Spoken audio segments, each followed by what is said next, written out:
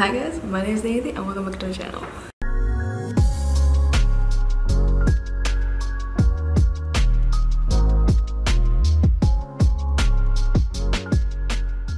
So today in this video I'm going to talk about books that have like really cool concepts, and the books I'm going to recommend are like of different genres. You have sci-fi, you have historical fiction, you have fantasy.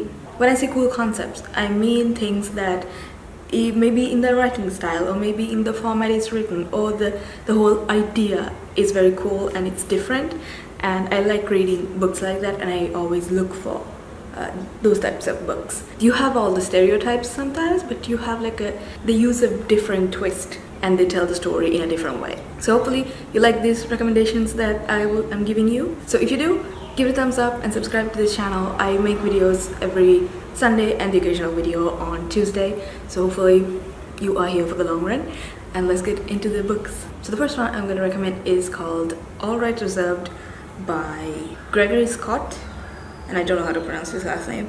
Now this I read a while ago, but I love the concept. Like, this is a dystopian world where you have to pay for every word that you speak. So this world is basically like mostly governed by law firms who have patented every single word there is that's out there, and it's and different types of prices are allocated to different words. And when you turn 15, you have to pay for every, not just words, right? You have to pay for every word, every nod, every scream, and every gesture of affection. And of course you have different brands sponsoring you. They will pay for your words. It's the same way like these normal, like if a publication is sponsoring you, they're going to give you a free book in terms of like an honest review. So it's the same way where you are sponsored by people, brands and companies that will pay for your words, and you just have to promote their stuff. You wear them, or your entire personality belongs to the brand. So it's a very, very cool and kind of scary concept where corporates basically own you, everything about you. And of course, like, you can imagine like the consequences of this. I think the word sorry is like $9.99, something like that, right? If you use the word, and it's a very common word, so it's like $1.99. So every word that you utter is charged, and it's charged automatically. So there's no one, I think there's like a chip in your hand or something. I honestly can't remember. I read this like a while ago, but it's a concept that I still think about to this day, because I haven't read a book like that before, and I haven't read anything similar since then. And of course, like, there are people who can't afford to speak, and people who are in like such crippling debts that at the beginning of the story, this main character's friend commits suicide because you just can't cope up with the amount of debt that he's in and his family's in. So that kind of triggers her, and when she turns 15, and they have like the ceremony where you utter your first word and pay for it, I guess.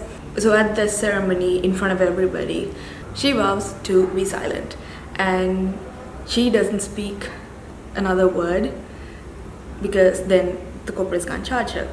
And she's very careful about the gestures as well. She doesn't hold hands, she doesn't nod. So it's a very brave thing that she's doing, and it's a very hard thing to do. A lot of things happen involuntarily and you get charged for it. So but she has to constantly be aware of what she's saying, what she's doing, and how she's acting. And then the story picks up from there, and like this, I think there's like a rebellion happens, and then of course like the corporates fight back, and you have a lot of these brands coming to her and telling her like don't do this, we will sponsor you, we will take care of you, just do this. And I know it's in this book. There was one scene where when you walk down the road, the entire, like, all the walls on the street and everywhere, they're sponsored, they're branded, and when you walk the streets, it's like the Instagram algorithm where you get suggested things that you like, and that's the same way. When you walk down the street, all the walls change to things that you like, and they try to like sell you stuff. So it's such a cool concept, and it's all in the book, right? I wasn't a fan of the plot, right? And I think I have a reading blog floating around here somewhere where I talked about this book, but not in detail. So yeah, I highly recommend it. It's a really, really good concept, and I think there's a second book as well. I never read the second one because I wasn't a fan of like the story per se, but the concept itself was really cool, and I think you should check it out. The next book I'm going to talk about is a sci-fi, and that is called Bewilderment by Richard Powers. So this is a book I read very recently and I've been recommending it to everybody that I know. The concept itself is very cool because you only have two characters in this entire book. Like, you focus on only two characters. Of course, there are other people surrounding them, but it's a father and a son who are, they're both dealing with the death of their mother. The father is an astrobiologist. As you can imagine, he's very into cosmology and talking about like his job is to find habitable planets in the universe. So it's not just in our solar system, it's much further than that, and he's explaining this concept to his 9-year-old son, and the entire story is them having a conversation about life basically. And so he gets in trouble at school when he smashes his friend's face with a thermos and he gets suspended. The doctors say that he's on the spectrum of being autistic, and the father refuses to believe that, and he refuses to put the son on medication. He finds an alternative where they use this new technology that allows the son to communicate with their mother, and this is, of course, like, this is sci-fi, so it has that element of scientific experiments that hasn't been done yet in our world. So this technology is very new and it's like a big success. So the son kind of becomes famous and he enjoys the attention, but then also the father understands the consequences of it because he's a 9-year-old boy. Like, he doesn't understand how bad fame can get. So anyway, I don't want to spoil it, just read it for yourself. You have to go into this blind and don't expect to have like big action sequences or anything. This is a very grounded story and it's all in the dialogues. This was shortlisted for like the Booker Prize in 2021. I absolutely loved it. It's one of my favorite books of this year, and I like stories where the writer expects you to be smart enough to understand like the point of the story, and you don't get explained things, right? Honestly, like, you don't really need explanations because you're talking to a 9-year-old boy, so of course he's gonna explain to him in a way that anybody can understand this book. So I absolutely loved it.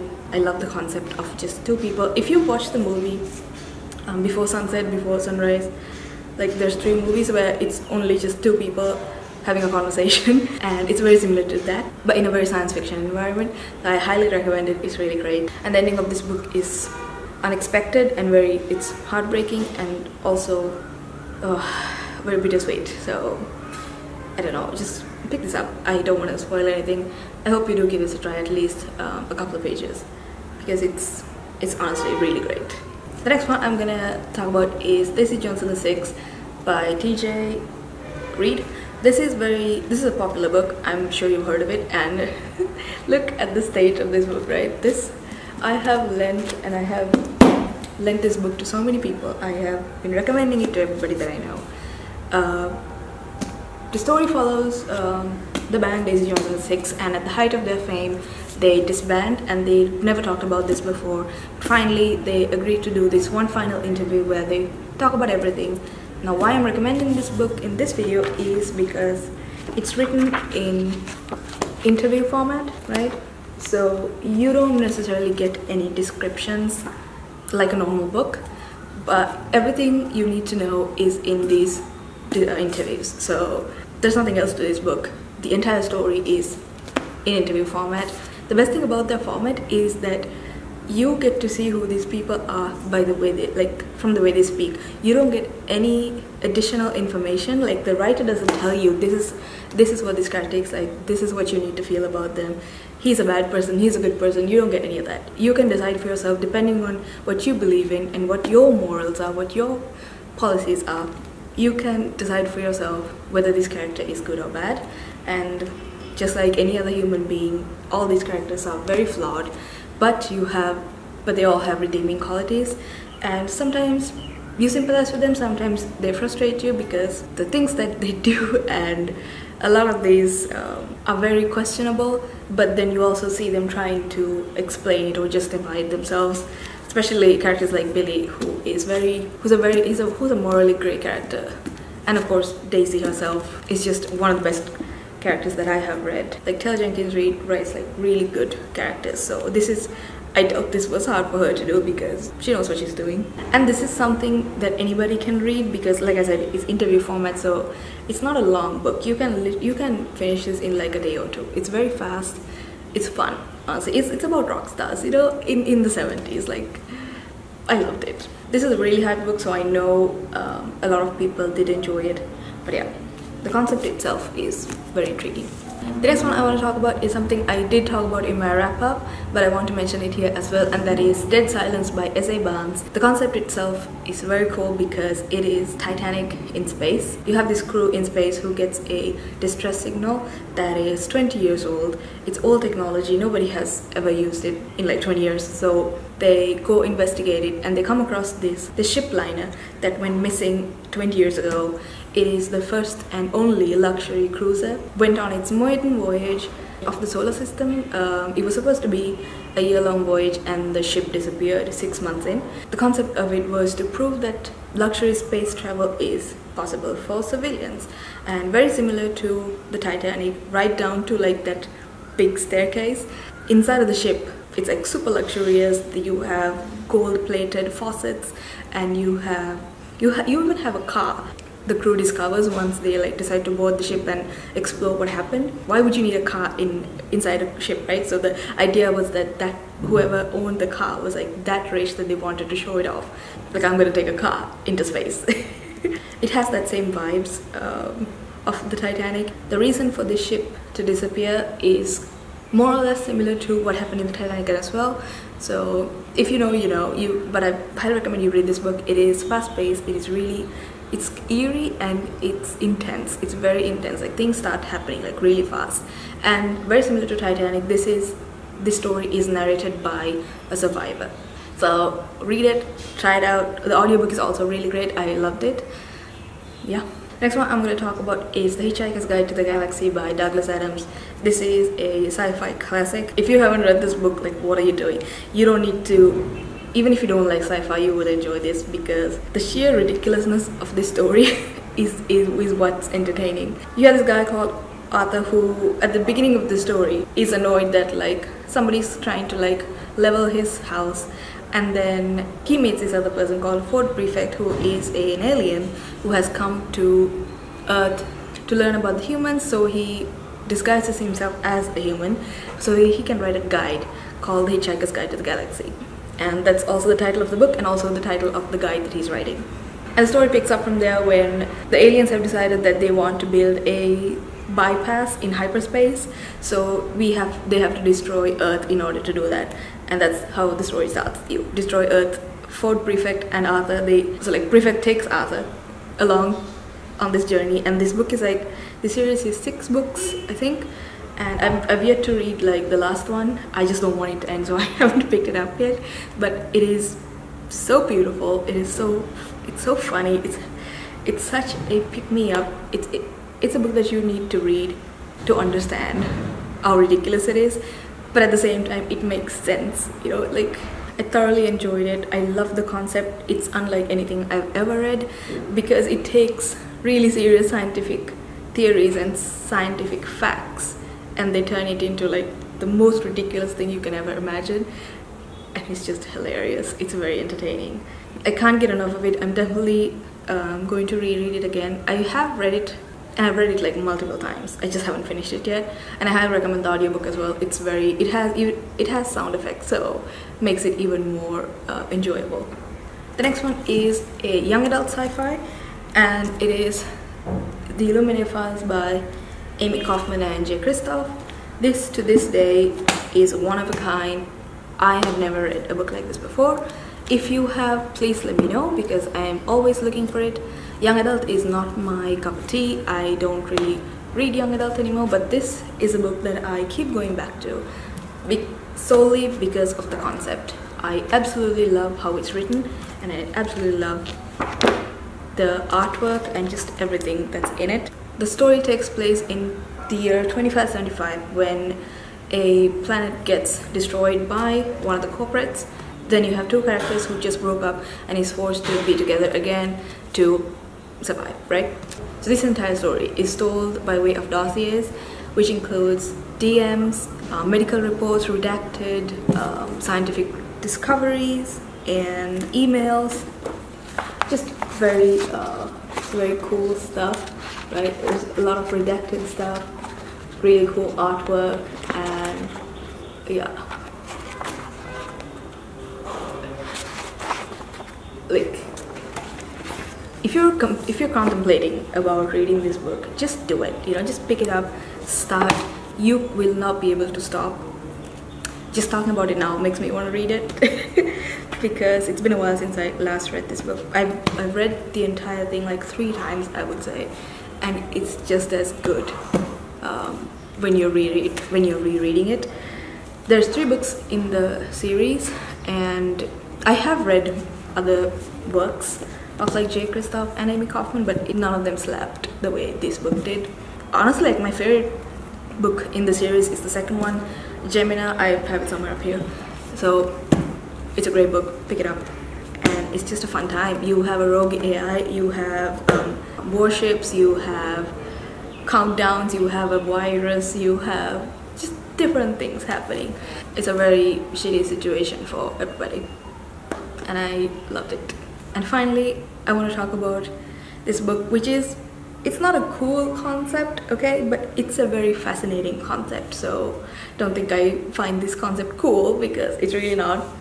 The book is Tender is the Flesh, and if you know the story, you know what I mean.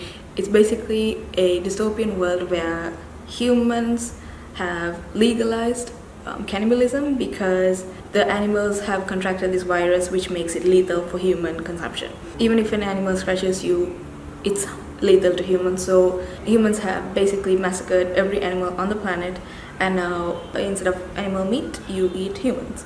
And you don't call this human meat human, right? They call it special meat because it's not a chaotic world, because the concept is so fascinating because it's something very plausible, as scary as it sounds, because the way they do it is they have made it in a way that people don't think of this meat as human meat, because even though they are humans, they are all bred in captivity. They are bred for consumption, so you don't have that human nature in these humans in the slaughterhouses. It's like these humans are bred solely for consumption. So just like it's the same thing you do with animals right now that you do to humans, and that's where the conflict lies. You know, if reading about this turns you off and makes you want to throw up, why is it okay for us to do that to animals? Because it's exactly what we're doing right now in slaughterhouses, you know, like breeding these animals, like making them unnaturally fat so that there's more meat, and then making them grow up really fast. It's the same thing that they're doing to humans in this book. So it's again, the concept is very fascinating. I haven't read anything like that before, because when you read about cannibalism, you read it in terms of like violence and chaos. You never read it in this format where it's all about consumerism and capitalism and a very different sort of vibe. So if you can stomach that, like I'm telling you, this book is very graphic. So if body horror is not your thing and if it makes you uncomfortable, don't read it. But if it's something that you can cope, I will recommend this book to you, because it's a very different concept, and it made me think a lot about things that we do to animals. I mean, I love animals anyway, but then yeah. And that is it. I hope you got some good recommendations. I hope these concepts intrigued you as much as it did me, and I hope you pick up at least 1 or 2 of these books, because I'm telling you, they are very different to each other, and I'm sure you will enjoy most of them. So if you like this video, please give it a thumbs up, and if you want to see more, please subscribe, because I do make videos every Sunday and the occasional video on Tuesday. And I wish you well wherever you are, and I will see you soon with a new video. Bye bye.